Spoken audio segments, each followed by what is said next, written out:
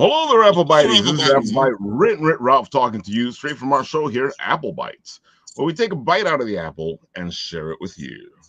And of course, look at all these beautiful people we have today. We are about to have some fun, geek out, and be loose, be ready, be fun. So, how was your Father's Day? It was good, man. I had a great Father's Day. My stepson Easton, he wasn't here yesterday, but he's here today. So he surprised me with a really cool card. It was like this Chewbacca thing pop up, and you opened it, and Chewbacca's like, "Ooh!" It was great. It was great. You're gonna have to stop with that Barry White voice. I'm like, right. Hello. I don't know, man. I don't know. You just get smooth. Oh man. So you know what? Let's get into the nitty gritty of things. Rich, you are like on fire with your Angel Hunter. It looks fantastic, dude. The videos you're making, are you making? Who's making the videos? Because they a little bit of me, a little bit of help. I'm doing the final editing on them. So they're using Adobe. So Adobe Premiere has an AI driven animation plugin. Ooh. So I have it, I give it the picture, tell it what I want it to do, and it animates it. And then I have to go in and edit everything and, place the logos and all that stuff and edit it down. But, Adobe Premiere is pretty awesome. It's expensive as all heck, but at least it does AI ethically. All of their software is trained on images from Adobe stock, which they've paid for, which, I don't know how that works into the animation part. But there's a million apps out there that will animate pictures for you, but I just go through Adobe because they do it right. Yeah. Adobe's been pretty good. I think we for all our editing needs, we do Vegas. Yeah, Vegas. Okay. Yeah, we've been with them for like ages, and I don't feel like changing because I don't want to learn a new one. I want to learn a new thing. Yeah, no.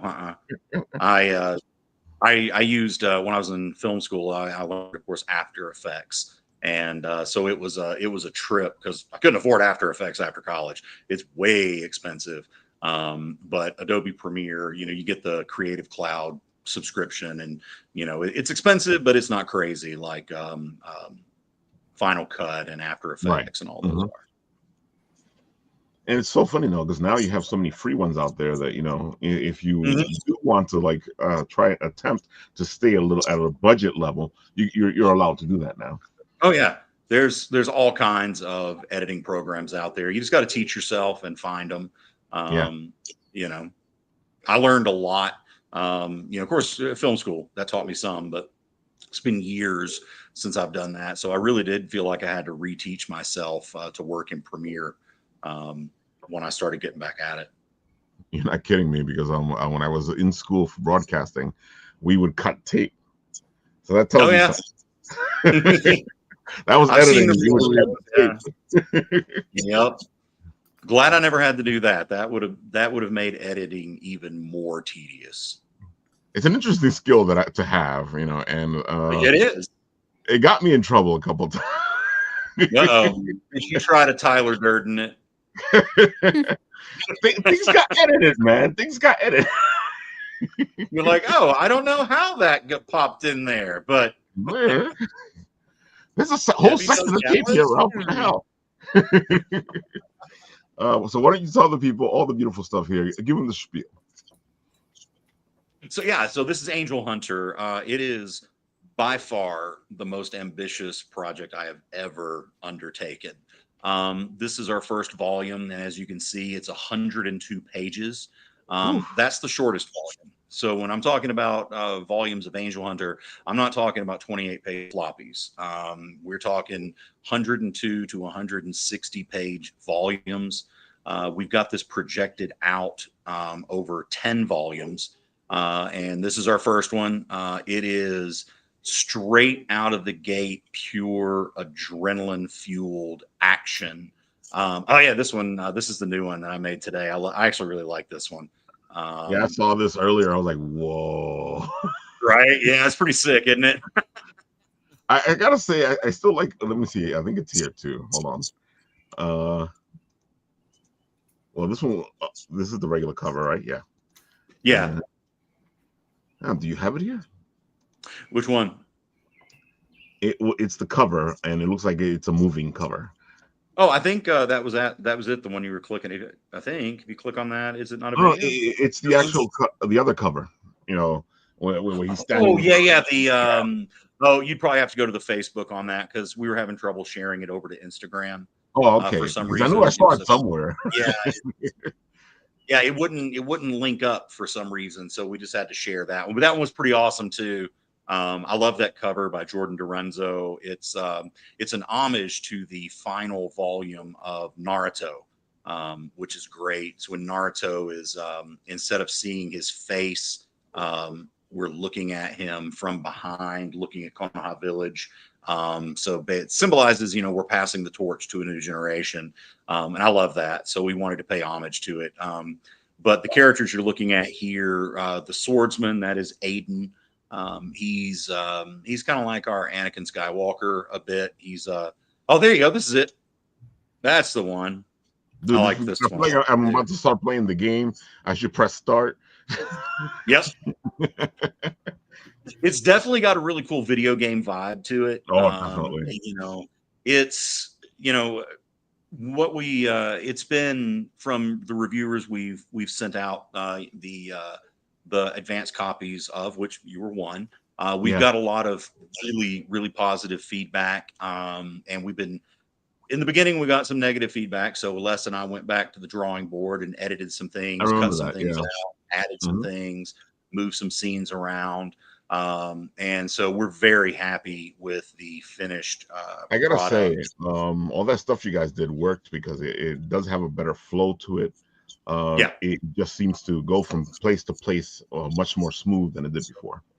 Yeah, that was, and that's always the difficulty when you're constructing an epic story, and this is an epic. Not that I'm saying it's epically cool like Lord of the Rings, but it's an epic like Lord of the Rings, meaning that it spans it's a long story, but we've broken it up into volumes that are incredibly action packed. I like, what I tell people is imagine if the Empire hit every planet in the Republic at the same time.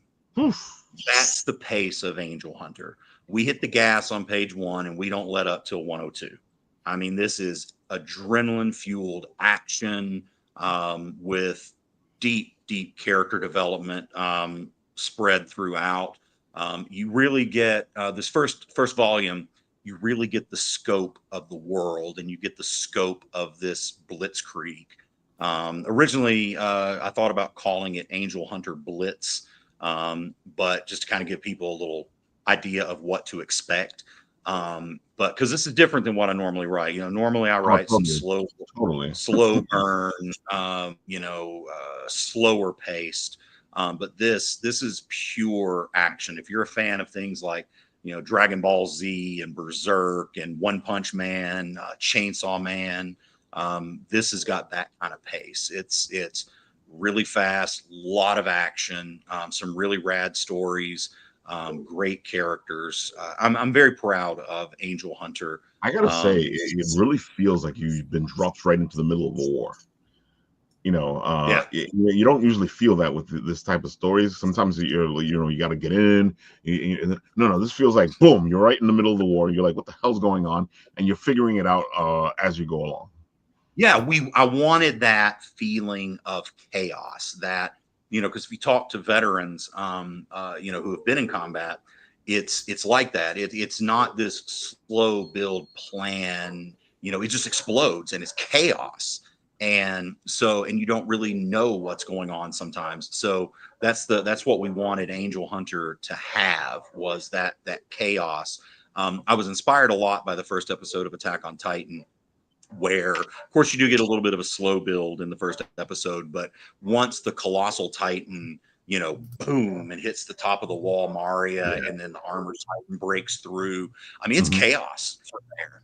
And so I wanted Angel Hunter to have that same intensity, that same tension, that same chaos throughout the whole book. And I think we do a good job of doing that You because do. we do back and forth between, again, using the Star Wars analogy, we jump from Coruscant to Tatooine to, all over to Kashyyyk. They're getting hit all at the same time. So it's different places, but the battle is still the same because it's not just one little village getting attacked. It's this whole realm that's getting blitzed by this massive army. It definitely is. It definitely feels like that, and it does have the kinetic energy from Attack on Titan. Completely. Yeah, yeah. It's and there's a lot of firsts for me in writing this book. I've had a lot of success with my horror works in the past, Cult of Dracula, Prometheus in Chains, stuff like that. So this was a departure. I needed to get my mind out of the world of horror for a little while after writing Prometheus in Chains because it took everything out of me, man. I had nothing left by the end of that. I didn't want to look at a keyboard for months after that, and I definitely didn't want to delve back into that horror realm.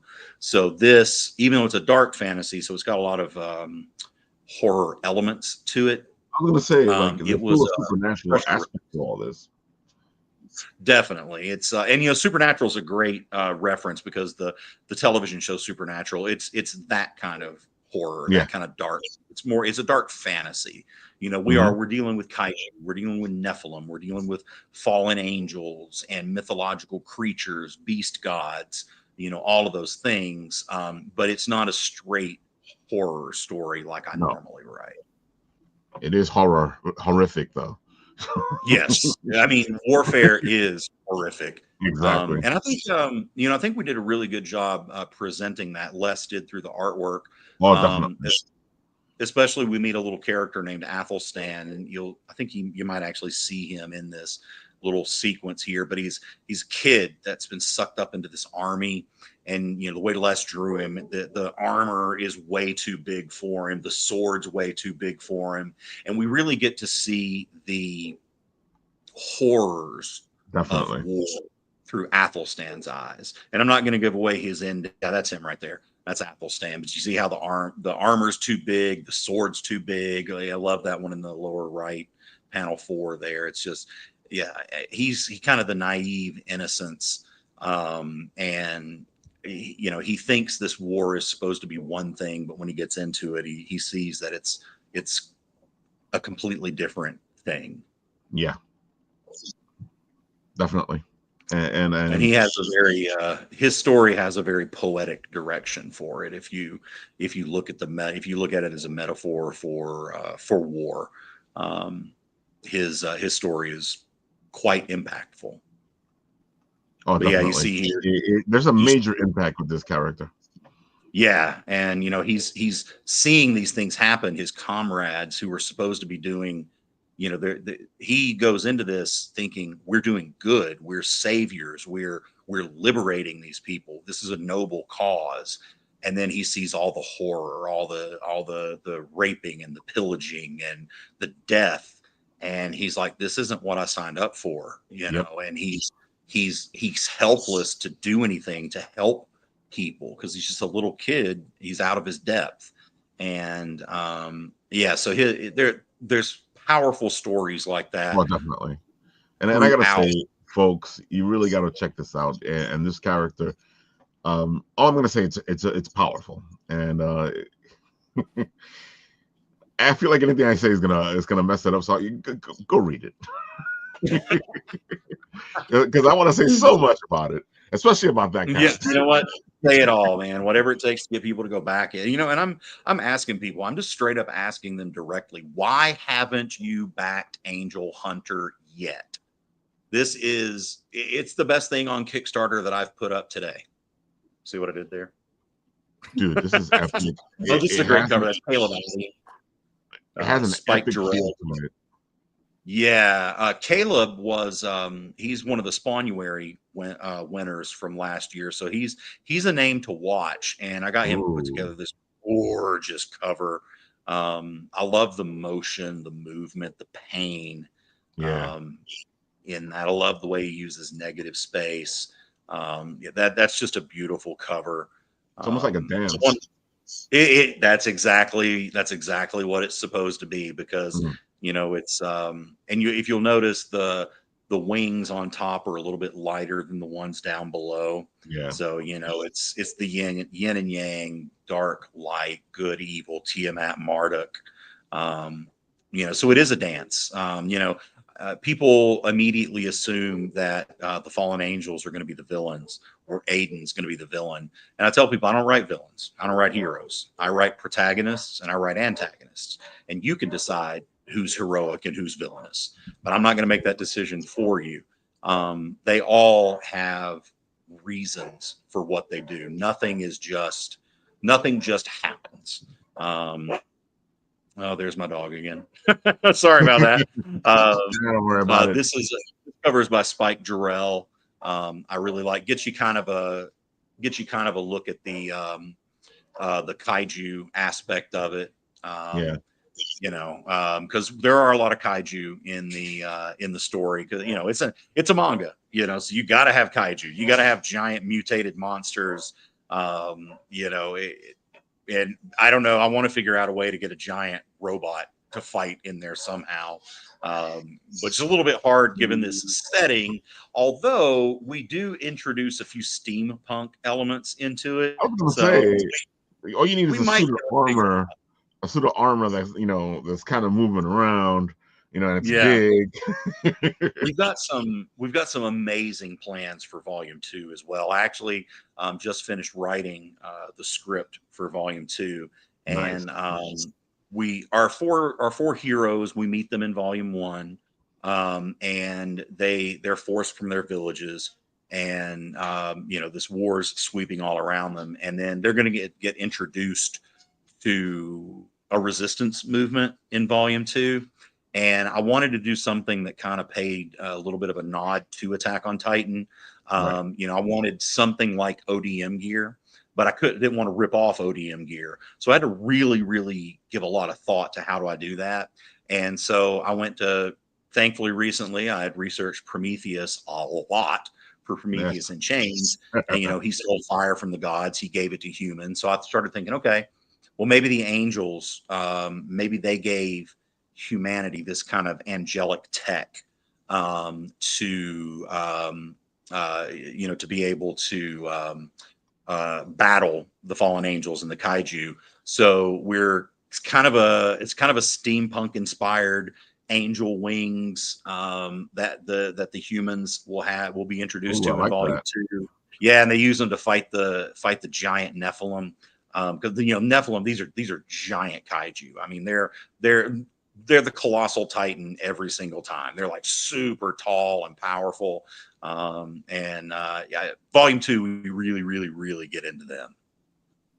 But you're doing something interesting, because if you get enough people to come in on this, you're giving them Mhm. extra pages on this book. Yes, absolutely. If we hit our first stretch goal, which I think is $7,500, we're going to add 10 story pages, not 10, pinup pages with covers or crap like that. Not that there's anything wrong with that, but Mhm. my whole goal with doing this Kickstarter was to give people more. Right. Instead of a 28-page floppy, I'm giving you a 102-page graphic novel. Rather than giving you 10 pinup pages, I'm giving you 10 story pages, development pages, things that are going to add to your understanding of the story, and they're going to help you understand the characters, and they're going to propel you forward into volume 2. So I'm very hopeful that we're going to hit that $7,500 goal soon.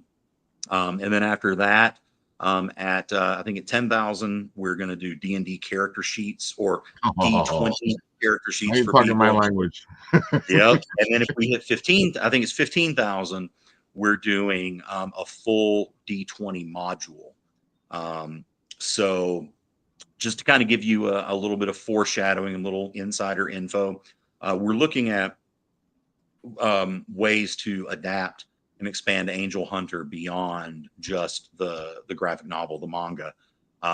So we're working with on an actual tabletop game. tabletop Love it. RPG based on the D20 system. We've been in contact with an animation studio. They're very interested. We need to get 3 volumes out to give them enough source material to be able to, pull from and make a show. But Angel Hunter's got a lot of legs. There's a lot of ways that it could develop, from tabletop games, maybe board games. Anime has been the intention from the very beginning. Video games are a possibility. We've heard people It like does have you a big talking. feel, yeah. Yeah, and there's a great world that we're playing in, and there's some incredibly deep characters with a lot, especially it lends itself to a D20 system very, very well, because the characters they're very developed. They have very deep backstories. They have strengths, they have weaknesses, they have special abilities, but each one of those special abilities has a consequence to it. For example, Go is one of my favorite characters. He's kind of the Naruto. He refuses to give up. He's a paraplegic warrior who just does not understand the meaning of impossible. So when we first meet him, he's crawling literally elbow by elbow by elbow, dragging his legs behind him to get to a temple and to save one little dragon egg. And so by that act of heroism, he is gifted by the beast gods to be able to borrow their powers. But the trick is there's always a trick to it. Every time he uses those powers, he gets one step closer to losing his humanity. So eventually, I love that feel there, because it reminds me of Vampire the Masquerade. A lot. Yeah, a lot. Guess what? I played a lot in high school. and we all know Ralph loves Vampire the Masquerade. So, that whole thing where you're losing yourself to the beast. It's such a great story. It really is. And it's a human struggle too, because we always feel that way. We've got another character that I love that is actually 2 characters in one. And speaking of the human struggle, their name is Azarazah, and they're twin souls that inhabit the same body, and they're both fighting for existence. They both want to live, but they know that eventually, for one of them to live, the other one has to die. And so they're torn in both directions because they love each other. They don't want. Yeah, this is a great shot of them. They can exist in the world only for a short time and only one way. One of them has to inhabit a corpse. So they can come out of the body, inhabit a corpse, and they can live in that corpse until it decays. With them inside of it, it decays really, really fast. So if they don't make it back to one another by the time that corpse decays, they both die. So there's always these really, really high stakes. Every character has these high stakes. Consequences are real. Decisions matter. Death is permanent.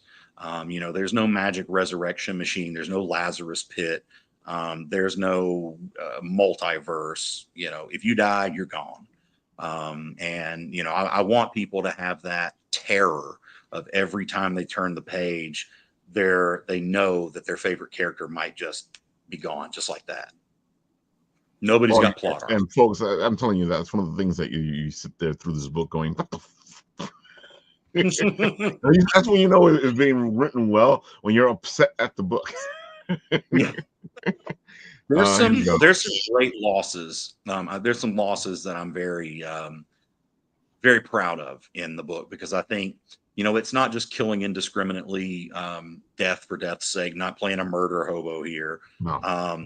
But the deaths and the losses that we have in there, they have meaning, they have impact. And I'm very proud of how those came out from my script and the way Les was able to portray them with his artwork.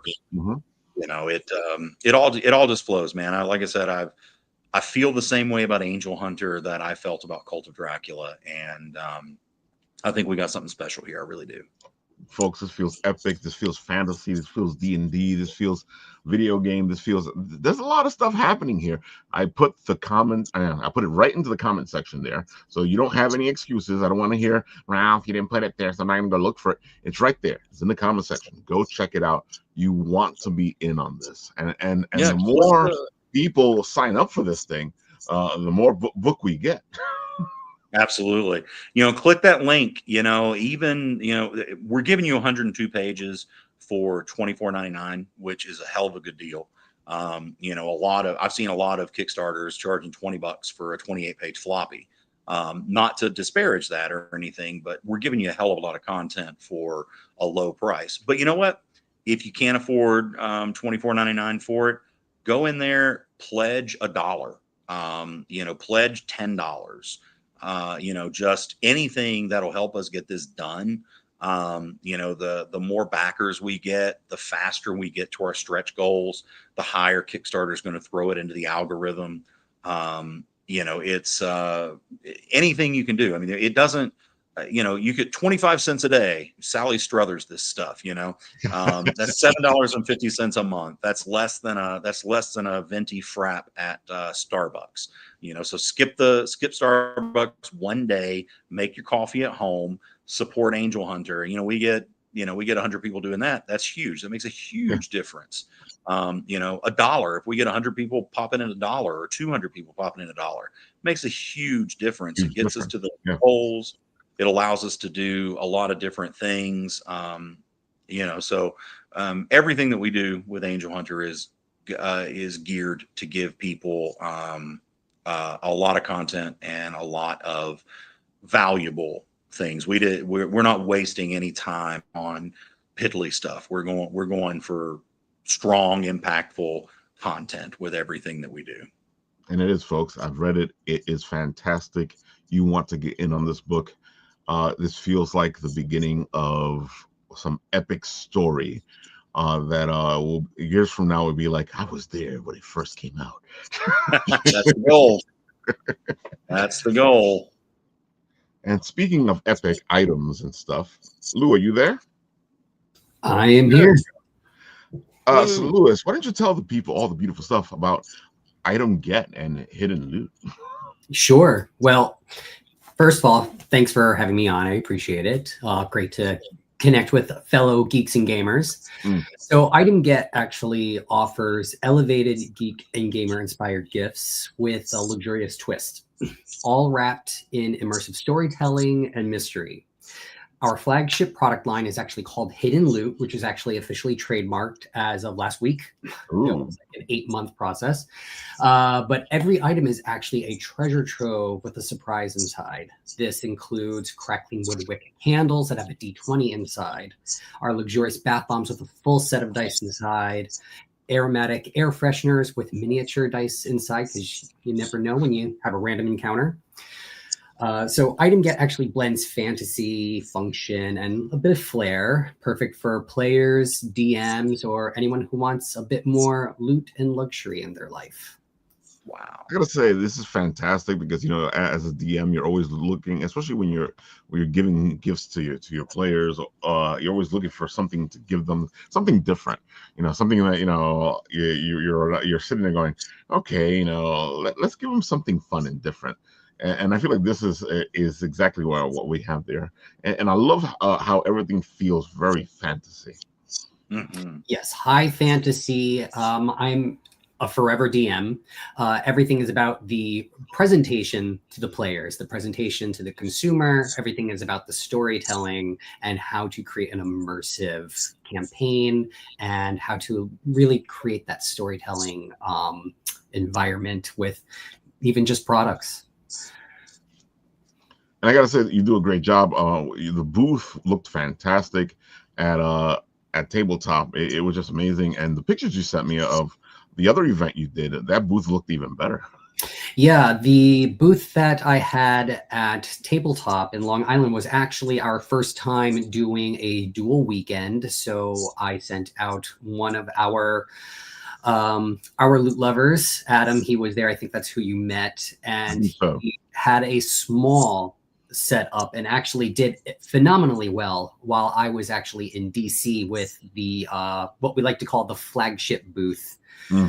So he was running the satellite. But yeah, I like to create an immersive space. My background is actually in visual presentation and exhibition design. I've been designing events for the past 12 years for Estee Lauder Corporate. So I do know a lot about consumer journey and the experiential design when it comes to creating an immersive experience. And I've noticed that with a lot of booths these days, it's just a table with product, which is completely fine. But I've been noticing that attendees are looking for something a little bit more. So I bring them in with, the immersive Baldur's Gate 3 soundtracks, that sort of thing. That brings people in. I have flickering lanterns. Everything is highly branded. I have everything from the ceiling to the walls to the rug. Yeah. Everything is completely thought about when it comes to the different touch points for the consumer to come in and just feel like they're in a different space, like they've just been transported into this fantasy realm. I mean, I am a DM after all, so I have to craft an immersive world, Your work is phenomenal, Louis. I mean, it's just really gorgeous. I mean, where do you go to get this material manufactured? It's just amazing. Looks really good. Thank you very much. Everything used to be handmade, but then it started getting too much for me. So I had to actually reach out to overseas manufacturers. I design everything. I work with them almost incessantly, to the point where I think they get a little bit annoyed with me because I get very, very particular about the color, the different foiling that I put on all my packaging, because everything has a gold foil to it. I have a very specific gold foil mark that I use. So I have to have that sent to different manufacturers, be like, you need to match this. So it is a lot of communication with my manufacturers, but it's a labor of love. I still work with the product here because a lot of times I have to assemble things together. Like my air fresheners, they actually are 4 different manufacturers, and I assemble everything here. The candles, they're actually just empty jars, and then I fill everything here. I mix the fragrances, the soy wax, I wick everything with the crackling wood wick, and I foil the mystery D20 that goes inside that candle. So, it's still a hands-on process.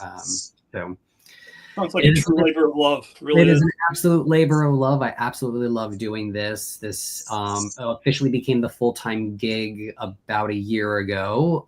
It was my side gig for a while, but now it's full speed ahead. Good for you. Thank you. Impressive.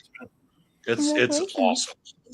I gotta say, I got my uncle I'm visiting up in Canada not too long from now, so I might hit this up. He might appreciate gifts like these. It's pretty cool. Yeah, absolutely. And like, you have it right on the Ultimate Adventures gift, which is the Loot Lovers bundle.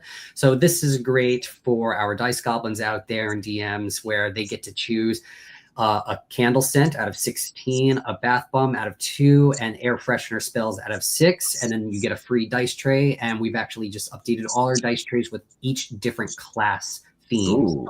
We haven't updated that on the website yet.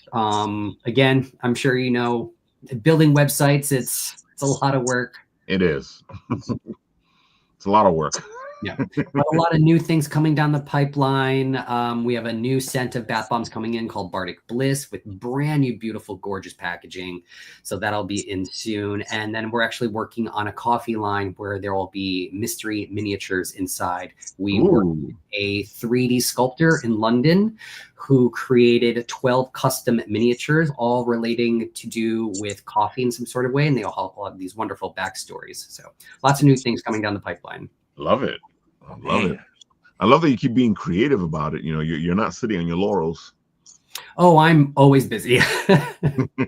Constantly busy. Yeah. Especially with this, because you need to stay on top of something. You need to keep having fun with it. Because the appetite for the D&D is huge.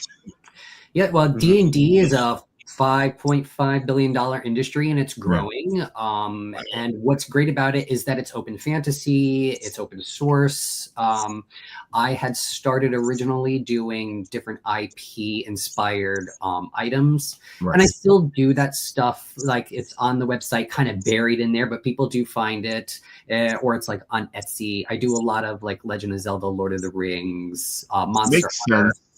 I do a lot of home goods sort of things like engravings, cutting boards, coasters, flasks, that sort of thing. So that's still there, but it's so much.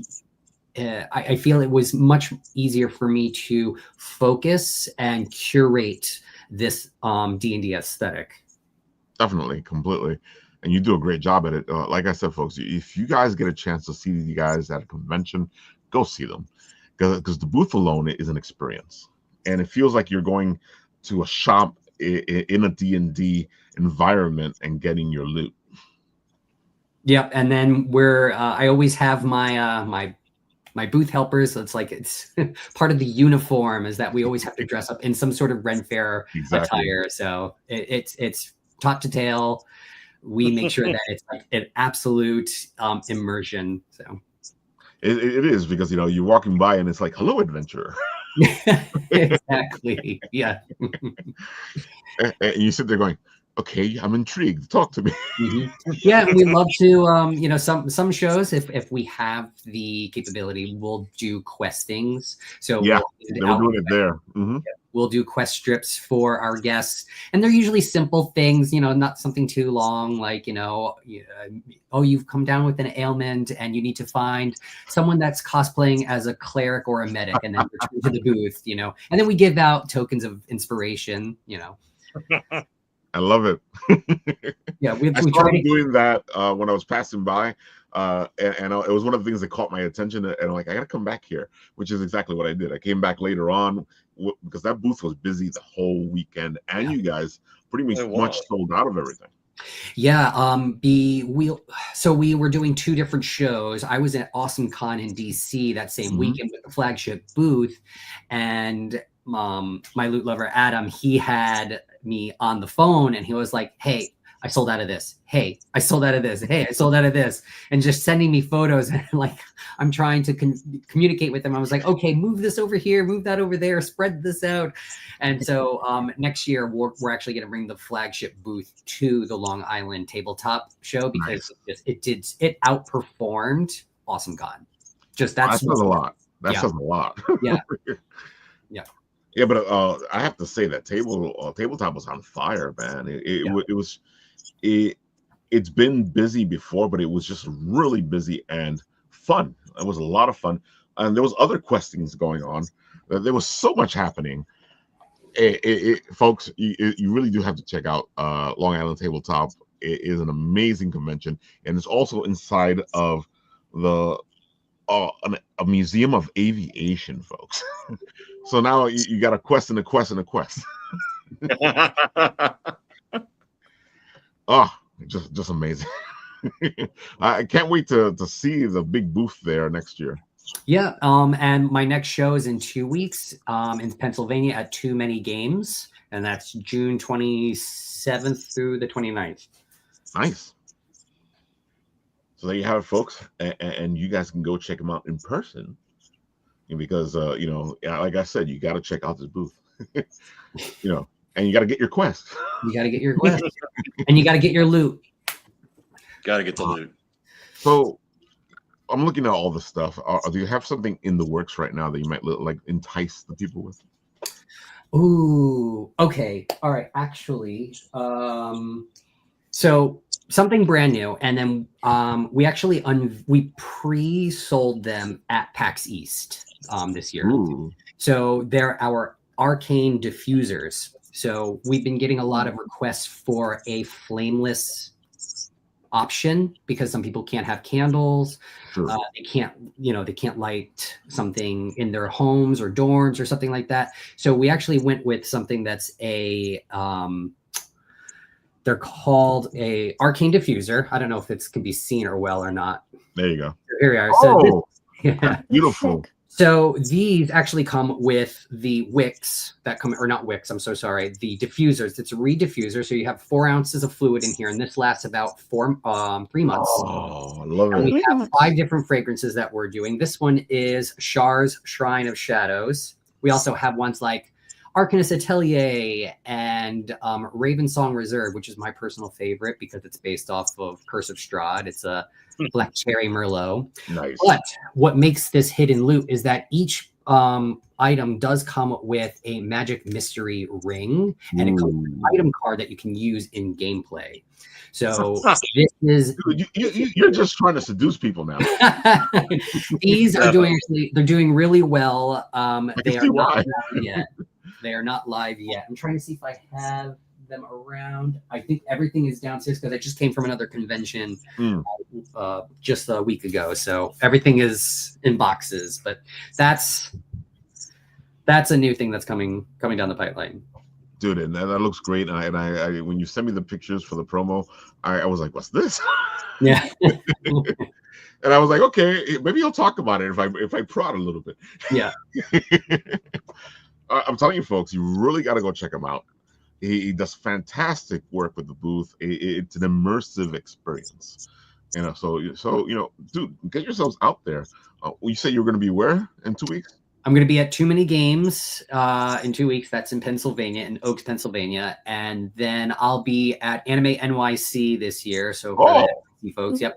Oh, so I get to meet you in person. All right. Exactly. Yeah, I'll actually be in the downstairs hall in the gaming area because Play Crafting, also known as Play NYC, has now partnered with Anime NYC as of last year. Mm-hmm. So now I'm a part of their little event within event.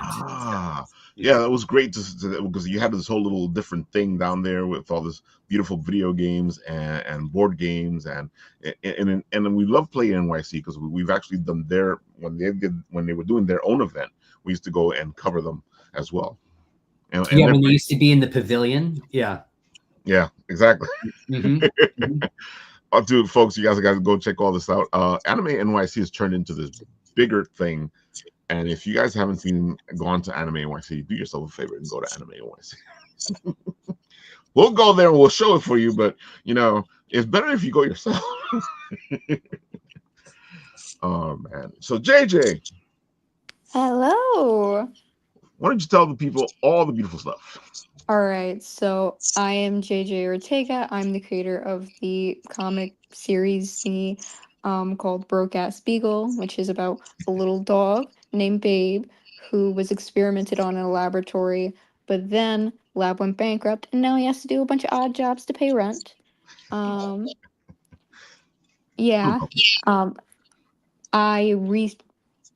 Sorry, my brain is like fried from earlier today. I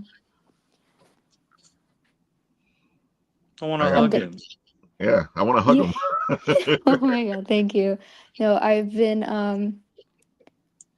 I'm going to my 3rd con very soon. It's going to be Brooklyn Comics Pride Fair. Oh, right. Brooklyn Comic. It's a big, all the cons I go to, I swear, they're all like big names where it's just like it's big. So it was a Brooklyn Independent Comics Showcase.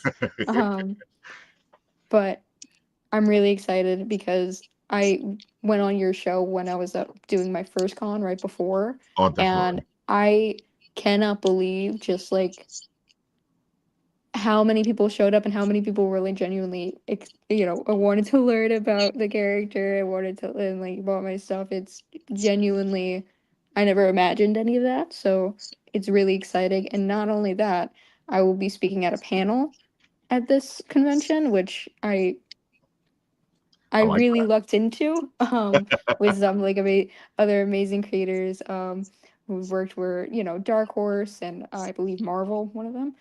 Nice.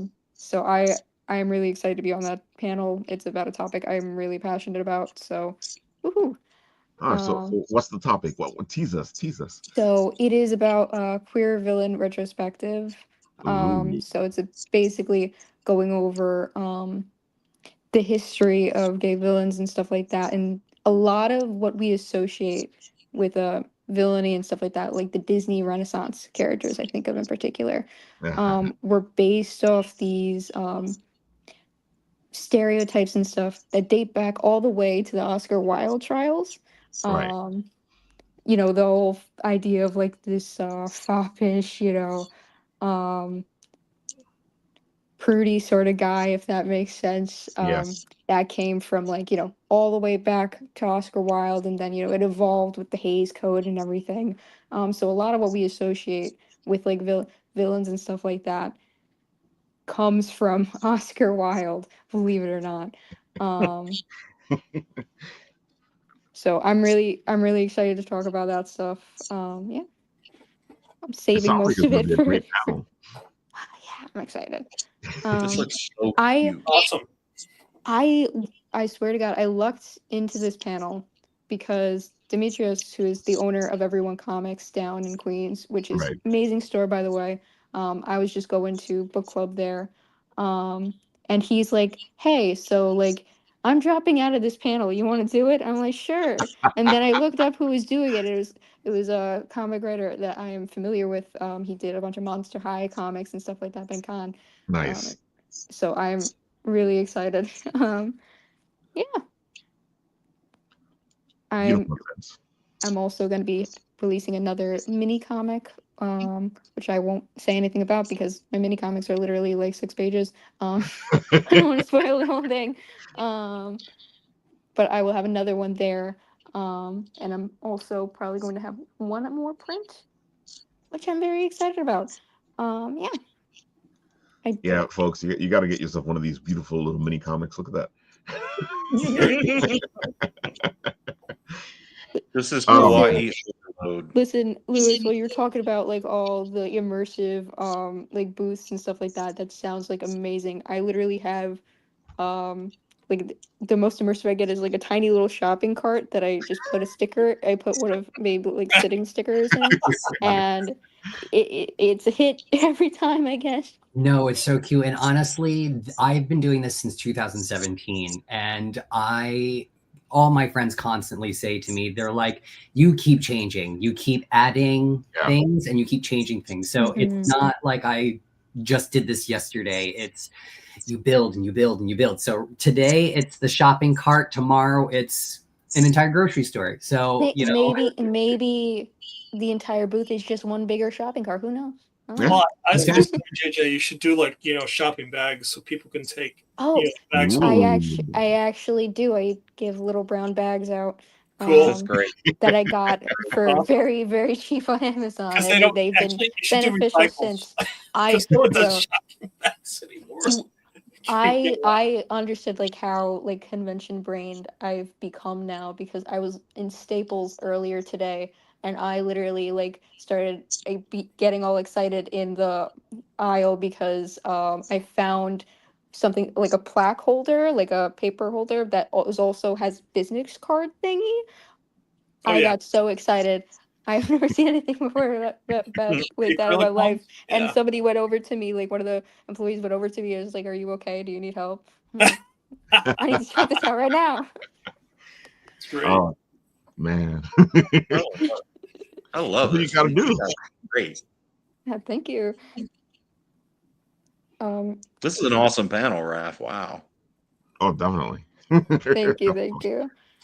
That's why you got to go out there, folks. It's this Saturday, right? Saturday, right? I believe so. It's the 21st. Right. So it's this Saturday This Saturday. at anyone. I know days. Yeah. I know days. So, folks, it's a comic store. You want to go to a comic store. You want to buy comics. Mhm. I got to say that I love the fact that comic stores are holding their old events. They're holding their own signings. They're holding their own. I feel like they're taking a step in keeping themselves relevant. Mhm.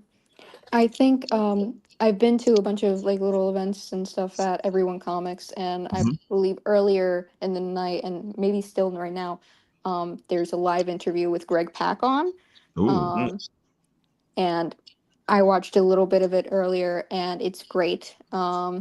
Already like really interesting questions about the death of the Silver Surfer. Um, yeah, no, really enjoying what they've been doing on the store that they've built and stuff like that, and their community around it. So I love the little local comic shops. We didn't really have them a lot when I was living out on Long Island, so like a lot of them were really out of the way, and your best bet to get a comic was like Barnes and Nobles. So Yeah. I've been really enjoying seeing all the little comic shops in the city. Very cool. It's so sad though, because what ended up happening with it in the 90s, and I'm aging myself here, in the 90s, when the whole thing fell apart, all these comic stores closed down. And you ended up having less comic stores. When you used to have a comic store that was always next to you, it was actually your local comic store. And then as the 90s ended and the boom blew up, then you ended up with having to travel pretty far for your comic store. I remember I used to have like a comic store that opened up for literally just 1 year. Sounds In about this right. little shopping mall that was right near my house, and I got so excited. But I was usually the only person who was ever in there, and the guy didn't like me. So because I was like a 12-year-old who would try What? to like talk about like comic debates with him, and he just wanted me out. I You're was like, his bro, only I'm the only consistent customer. That's Well, not like, his only. I'm sure he had more, but I was the only one around when he during that time. So It's so funny though, because I feel like that's what you want in your comic store. You want the yes. community, you want the talk, you want the conversation. Some of my best conversations before I started doing the cons was at comic stores, because you end up with a bunch of like-minded people, and you would just wax poetically about all geekery. Oh, yeah. 100%. I've been really enjoying this book club I've been going to at everyone, where each last time we went over Final Crisis, and that was really Ooh, fun. Okay, I bought in the trade paperback for Final Crisis, um, and somebody else bought in the omnibus version, and right. apparently they put in like a bunch of like they put in the entirety of Batman RIP into that omnibus as well, on top of Final Crisis, on top of like a bunch of Wow. other things. It was like a brick, and it had no table of contents. It was the most bizarre thing I've ever seen. Anyways, All right, so it looks like we're at the 30 mark. I know both of you guys have to get going. So Rich, why don't you tell the people one more time where they can find you? Yeah, go to Kickstarter. It's you can search on Kickstarter. It's just Angel-Hunter, and I would very much appreciate the backing. We're I think at about 180% funded right now. We're rolling toward our first stretch goal. So yeah, I don't know what you're waiting on. If you've been here listening and you've heard Yeah, anything, exactly. hit that link, man. What are you waiting on? Why haven't you backed this already? It's an epic project that I am very proud of, and I think it's got a lot of legs. I agree. I'm going to oh, keep sharing all the beautiful videos because it looks fantastic. well, Rich, I would have backed you tonight, but I did it last week on the Written Rich show. I just got. I'm just gonna say this again. I believe I said it during the pre-show, but the art in this just looks amazing. Oh my God, yeah. It Oh, looks Les beautiful. Like this Garner, cover I right love here. working with him. Les is an incredible artist, so versatile. He can do any style of art that you want. He's brilliant. Mhm. And Les and I have worked together on every project that I've done in one shape, form, or fashion. And this is our best. This is our magnum opus together. This is going to tie us up for the next 4 or 5, maybe 6 years. I gotta say, I could tell. Mm. I've seen Les's art before, and this is such a complete departure from what his usual stuff looks like. Yep. Hmm. And Well, it looks really good, folks. yes. Go back it. Click that link. Come on. Exactly. It's right there in And the comment section. support these other guys too. By the way, Lewis, you got yourself a customer. I've already went to the website, so I knew I and was going to bring JJ, Lewis on, and we're all going to be like, "Hey, Lou, we're going to buy some stuff." yeah, and JJ, I love your project. It is Oh, so adorably. I can't wait oh, to show it to my stepson Easton. He's gonna flip Oh, when he dude, yeah, sees it. say, I keep showing it to a bunch of people I know, JJ.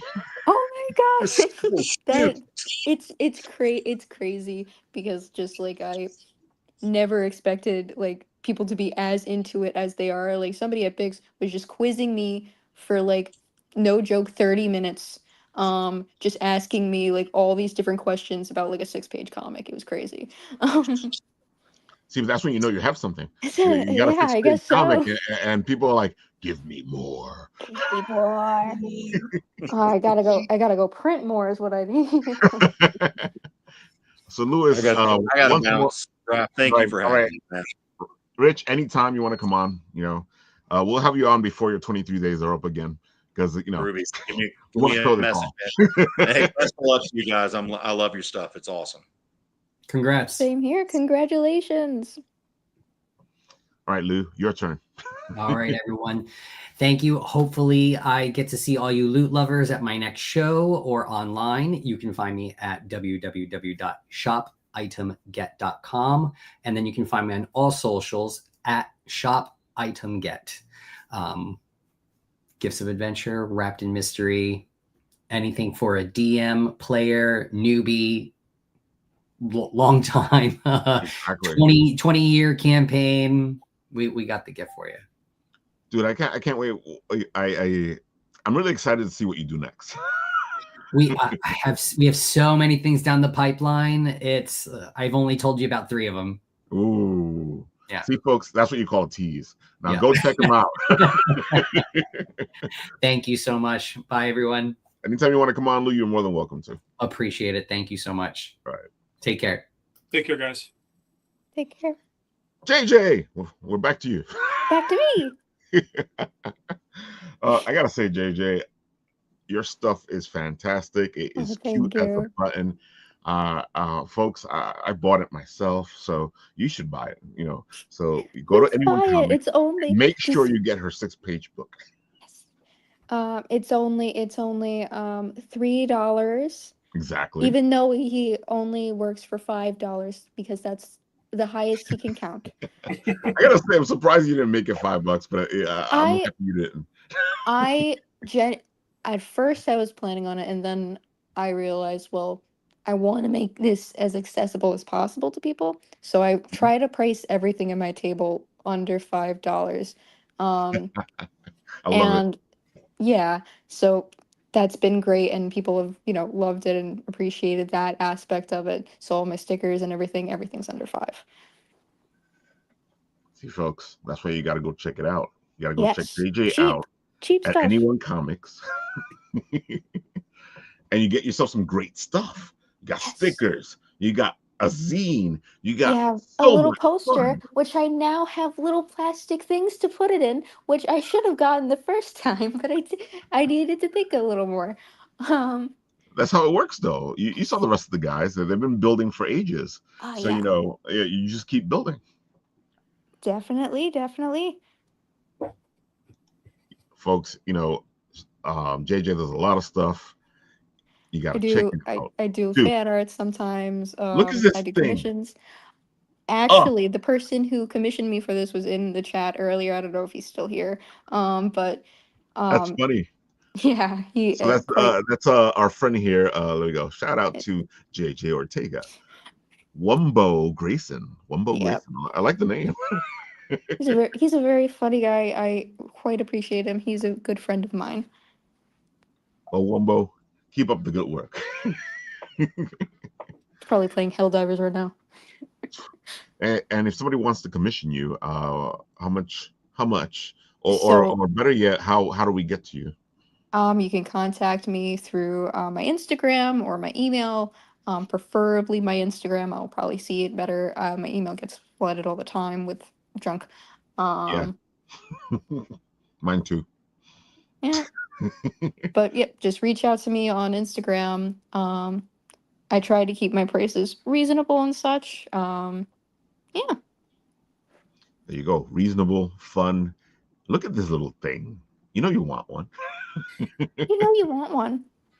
I gotta say, like I told you before, though, as soon as I saw this, I was like, I want it. I've been thinking I might put that on a pen. Ooh. Because I have a pin maker, and I'm trying to think of what I could put on it. This would be great, yeah. Yeah, this might be. As long as Anthony's okay with it. I don't know if he's still here. I don't think he is. I'm gonna ask him. That's true. See, you're a nice artist, because another artist would be like, "Oh, I made this. I can put it wherever I want." When it comes to like commissions and stuff, especially because he uses this as like his profile picture and stuff. Oh, that's right. I would. I don't. It is yours. Like it is your property once I sell it to you. Even though I drew it, it is yours. That's kind of how I view when it comes to that. I'll only post it if I get permission. Love it, love it. And I gotta say, at least we get to see it. Yeah. Well, I'll bite, JJ. I've been asking artists for commissions to draw my characters from the game, so I'll reach out to you through Instagram. Okay. We can connect. Thank you so much. I'm excited about that now. Woo-hoo. Yeah. So, Paul, why don't we show them a bit of what you're talking? Yeah. Go for it. Do your thing. What's that? There you go. So Time Enforcers is a role-playing video game that makes learning history fun. And this came about through my experience with COVID in terms of what kids and educators were experiencing in a virtual learning environment and how it wasn't so much fun. So Time Enforcers is really meant to make learning just fun. And that's really the premise behind it. I mean, I'm having a great time with this. I've learned all the programming, doing all the artwork, marketing, social media myself. I've had a lot of help from my family in terms of the voice characterizations. But this has really been a labor of love, and it's really meant to help kids get inspired and want to learn more. And so Time Enforcers introduces different characters that are featured throughout history. And I'm hoping that once they get into the game, they'll want to learn more about who these characters really were. And we provide all the reference materials so they can actually find it if they want. And you never know. I mean, I'm focusing in history on characters that aren't well known. And it's really even more fun learning myself as I go through this whole process. So I'm having a great time with it. It's really meant to be almost like a storybook, the way it's been designed, where you can play it for a half hour, and then the game will keep your track, will track your progress as you move through the game, so you can get back and start where you left off. And so that's what I love about it. It's just really a lot of fun. It's been a passion of mine, and I'm just enjoying expanding the universe beyond it. So episode 1 is now out on the app stores, and you can download it for a couple bucks, either to your iPhone, iPad, Android device, Mac, or PC. For less than a cup of coffee, you can have something you can actually have some fun with for more than an hour. So it's kind of cool. I gotta say, I'm looking forward to what you're doing. You know, I know you learned a lot of stuff from the first one, and you're adding more playability to the second one. So yeah, I mean, yeah, the first one was definitely, you know, learn the programming, try and get the artwork going, and do all the interactive, you know, digital comic book stuff. And it was a lot of work. But now that I've got a lot of that under my belt, the second one is actually developing a lot quicker. So we'll be featuring Amelia Earhart. It's going to be like a Galaga experience. If you're familiar with the old 80s, 90s game of Galaga, where you're flying through space and destroying enemies in a ship, that's what it's going to happen with Amelia Earhart's. We call it the 6-3D airplane. It's not really an airplane. It's a trans-dimensional vehicle that will allow her to go from Earth to the trans-dimensional realm to confront and fight Chronolith's minions of doom. So we like taking the whole idea of characters from history, putting spins on them and making them unique to the game itself. And so a lot of the characters in here are based on real life people from history, but we've again taken it and put our twist to it to make it a little bit more fun. So it's got a lot of really good time. Just in terms of episode 2 that we're working on, we're actually introducing 2 new characters. One is Detective Nico Time. He's actually going to be voice character by Raphael, which I'm excited about. And I actually have a magnet that we've developed for our show that we'll be attending 2 weeks from now at Garden State Comic Fest in South Orange, New Jersey. So it's kind of cool. But this is the magnet here, and they turned out really well, if you can see that.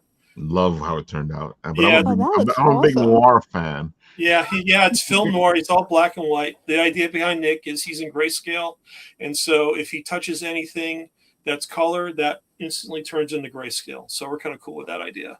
And then awesome. He has what's called a gumshoe debilitator. It's going to be a magnifying glass that blows up blobs of bubble gum to incapacitate enemies so they can't move. So it's really awesome. Yeah, it's really like you, JJ. I'm having fun trying to develop, you know, kind of nonviolent types of sticks Yeah. so kids can still have some violent fun and the over-violence that we have in society nowadays. So it's been really interesting. One of the weapons that Amelia's have, because it has a role-playing aspect as well as this whole, interactive digital comic book. So I like role-playing games, and Amelia's going to be a role-playing character along with Nick and another character I'll talk about in a second. But with Amelia, the idea of her weapon is going to be essentially airplane chocks. So if you think about the chocks that hold the wheels of the airplane, she's going to be swinging those around like a bola. So it's going to be kind of cool. And then we have Togo, who actually won our character contest last summer. He was a dog that ran the Serum Run in 1925 in Alaska, and he's going to be along for the run to try and find Kaizen, who has actually been captured in episode 1. So this is kind of cool. We're really making these games individual episodes, kind of like the old Batman series from the 60s, where you wait to see what happens next type thing. And that's just really making it, interesting for me, because I keep thinking of new ideas to come up for episode 3, which is really cool. So it's a lot of fun. I must say, I have a sister who is 11, and she was going when COVID was happening. She was in kindergarten and stuff like that. Yeah. And nowadays it's harder for a lot of these kids to get into history and reading and all that stuff, because the way they're taught now is so differently. It's a lot more online focused, and it doesn't have like a lot of that same heart. If like they do a bunch of iReadies and stuff, and my sister has even said like it makes me not want to learn. It's when you have like engaging stuff like this is really important work, I think. And I, as a sibling, I really appreciate stuff like this being around and the work you're doing, because it gets kids interested and engaged, which is very difficult to do nowadays. Yeah, I really appreciate that, JJ. I mean, we actually did this show last year, and we had several people come up, and these were parents with like little kids, like 4 and 5 years old, and they didn't know who Amelia Earhart was, but after we talked to them about it, they were totally fascinated by it. But your niece, if she's 11, this is a perfect age for her. It's before like all the run and gun and blood and gore video games. This is really meant to be for kids like 9 to 11, but I'm well over 9 and 11 years old, and I've been playing this game for 2 years, and I still love it. So it's really a nice, fun time. It's not frenetic. It's not really meant to be fast paced, but it's meant to be like, a nice, slow process, so to speak. You go through it and you play as fast as you want, but if you take your time with it, you can really appreciate it, which is what I like about it most. So it's kind of cool. Yeah, for sure. Again, stuff like this is like really important, as a lot of the games. So like I grew up like playing and stuff, the learning games like Starfall and stuff like that are like completely gone now, or wiped off the map, or they're high paywalls and stuff like this.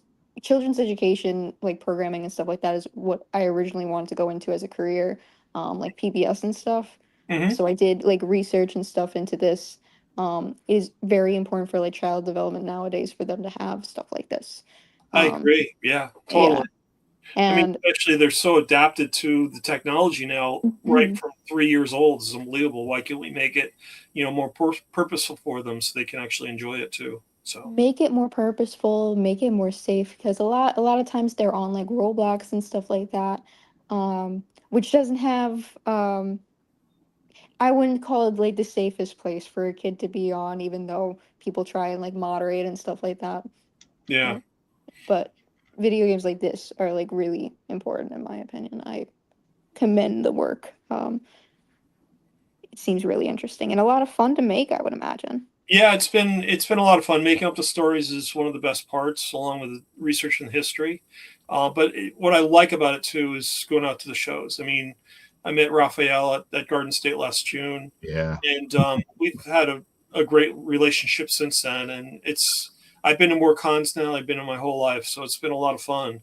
And that's what I like most about it, is networking with people and just let them know that there are alternatives to the big video game makers. You can have some fun with some other stuff. So kind of like comics, same thing. Exactly. Go ahead. Sorry. No, I said yeah, exactly. I'm agreeing with you. Yeah, this so I'm wearing one, but I want to show actually came up with a new T-shirt. Oh, that's a good one. Oh, that's so this is cool. This is Chronolith, our main evil guy. It's like no one can stop me.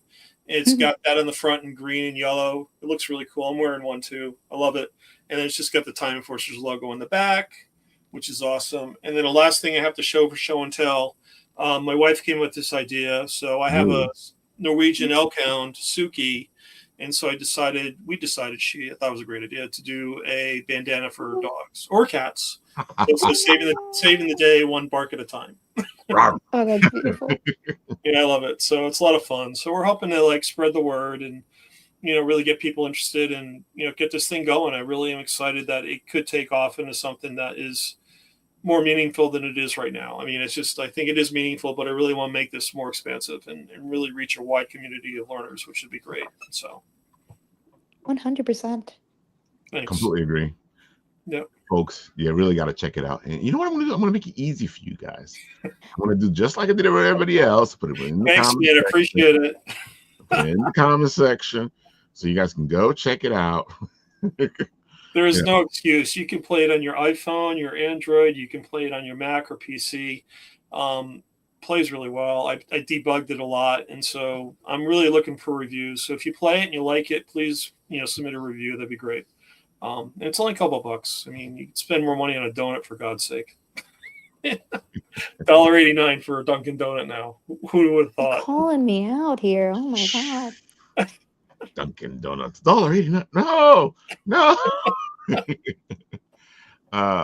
JJ, one more time, tell them where you're going to be this Saturday, because I feel like they should go check you out at Anyone Comics. I'm going to be at Brooklyn Pride Comic Fest, and that is going to be in the Pride, not at Anyone Comics, though Anyone Comics is hosting it. Right. The Brooklyn Pride Center, I believe. And I have it right up here. Thank you. My brain is. I'm gonna be here from 12 to 6, and I'm gonna be helping with a panel. So that's gonna be really fun. You should come check it out. It's gonna be really great. There you have it, folks. 1561 Bedford Avenue, Brooklyn, hosted by Anyone Comics. And JJ will be at the panel, so you guys can go discuss villains. Yes. Which sounds really cool, by the way. That's awesome. I'm so excited. You cannot fathom how pumped I am for this. Oh, I can't wait to share it, because I figured you're going to put pictures up and I'm going to be like, look, this is happening right now. Hopefully I remember to take pictures. I tend not to. Well, be like me, where I'm taking pictures of other things. I can put that up because I'm barely ever in my pictures. But you always take the best pictures. I appreciate that. Even in the darkness with Bix. Oh my God. That's true. It was hell.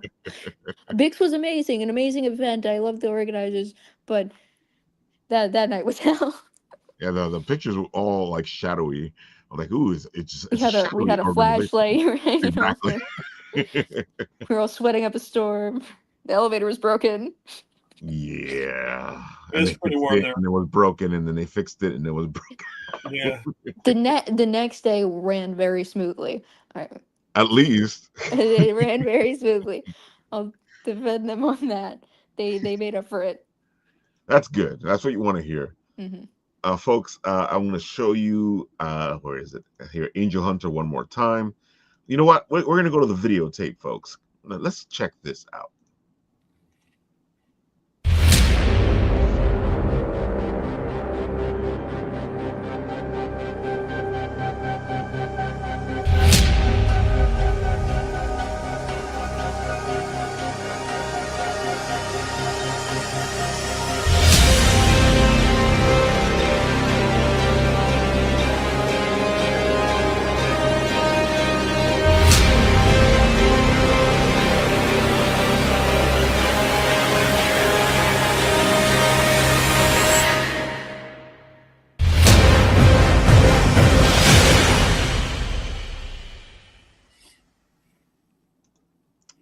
that look fantastic, folks?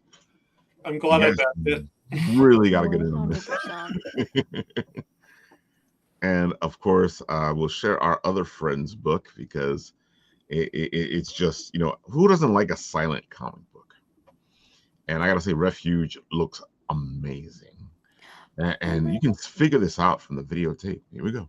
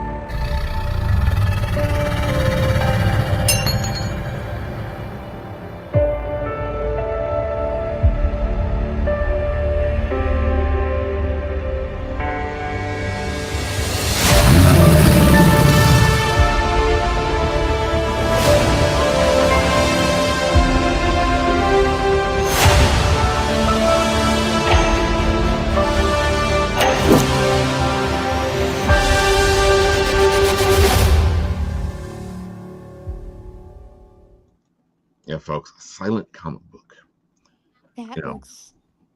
That looks amazing. I love the art in that. Oh my god. Dude, I had to support it right away. Oh, 100%. Do you have the link? socials? Yeah, and the Oh, socials definitely. too. I'm going to post the social. All right. To We're asking JJ, he wouldn't have done it. No, I love this art style. Oh my god. Dude, the art style just got to me, man. Oh, it reminds me a lot of How to Train Your Dragon a bit, in like the best way possible. It's one of my favorite movies. Is the live action one out?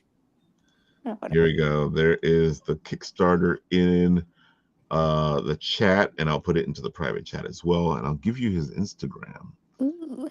Where did I put it? I had it up here somewhere. Hold on. That's why I'm the researcher, people. I can find things really easily. At least once I've done the work for it. And there is the Instagram. I'll put it into the private chat. And you know what? I'll share it with you guys as well. Into the comment section it goes. Fantastic guy. He wrote this story. And I have to tell you, folks, writing a story with words is hard enough. Writing a story with no words and letting the art speak for you, and you're not the artist, is really interesting, complicated. And as you folks saw, he picked a pretty good artist to do this with, because this thing looks beautiful. 100%. Oh my goodness. I am throwing my money at this thing immediately when I probably shouldn't, but I'm going to anyway. You sound like me when I put my money into it. I shouldn't do this. Oh. I might be hurting, but at least I'll get to read this. Exactly. I have to hold this in my hand. That's what I told my friends. I was like, I gotta hold this in my hand. You know, it has to be in my hand. You know, I love what he did with the video because it really brings it home. But you know, when I was looking at the images, it just, you know, I saw what he did with the video in the images, and that says a lot, folks. It has like a motion to it, yeah, like literal motion, which I feel like is a very underrated part of comics and stuff like Definitely. that. A lot of artists have this sort of stiff feel to them, but this is like a very fluid, and it definitely works for a silent story, especially. Picked an amazing artist, and honestly, props, because like even as like, you know, a writer artist, it is a struggle to like not explain things with dialogue. So I can't imagine only being the writer. That huge commitment right there, and it looks like it's paid off. I need to figure it out myself. Dude, folks, it's amazing. Check it out. And we have anything else to say, guys? Thank you for having us on. It's great meeting you, JJ. Thanks again. It was awesome. Thank you. Oh my goodness. I definitely gonna check your stuff out because I need to get my she's struggling with history right now. So, cool. So anything to get her interested. Exactly. Get education going. And I've always said it, folks. My writing comes from my history teachers. My English teacher told me I would never be a writer. So sounds like an English teacher. Oh, look, it's the Son of Saint right as we're leaving. Son of Saint, if you guys are looking for an amazing artist that does covers, movie posters, and so much more, Son of Saint is the man to hit up, and his stuff is dynamic. Son of Saint. and if you guys want right now, go check out on the Instagram and you'll see all this beautiful stuff from the Puerto Rican Day Parade. Courtesy of Son of Saint. All right, folks, I think that's everything. JJ, you are always welcome. It's great to geek out with you. And folks, go check JJ out at let me put it up one more time because I want you guys to go. It's mouthful. I seem to have a habit of picking events with mouthful names. There we go. It's the Brooklyn Pride Comic Book Fair. There you go. There we are. Pride Comic Book Fair. Brought to you by Anyone Comics. JJ Ortega will be there. And JJ will be at a panel. So you guys can go check JJ out. You get to hear me talk even more. Isn't that exciting, everybody? Definitely. And it's a great topic. Oh, it's such an exciting topic. Oh my god. Dude. Yeah, it's one of those fun topics, folks. Who doesn't want to talk about villains and the quirkiness of villains? Mm-hmm. And the quirkiness of queer villains. Specifically. Again, everything dates back to Oscar Wilde. That's all I'm going to say right now. And of course, with all the little bits and pieces of history and D&D and all the stuff that we had today, I hope you guys had a great geekery of fun. And with that, I'll do what happens on this show, which is I press the button and this happens.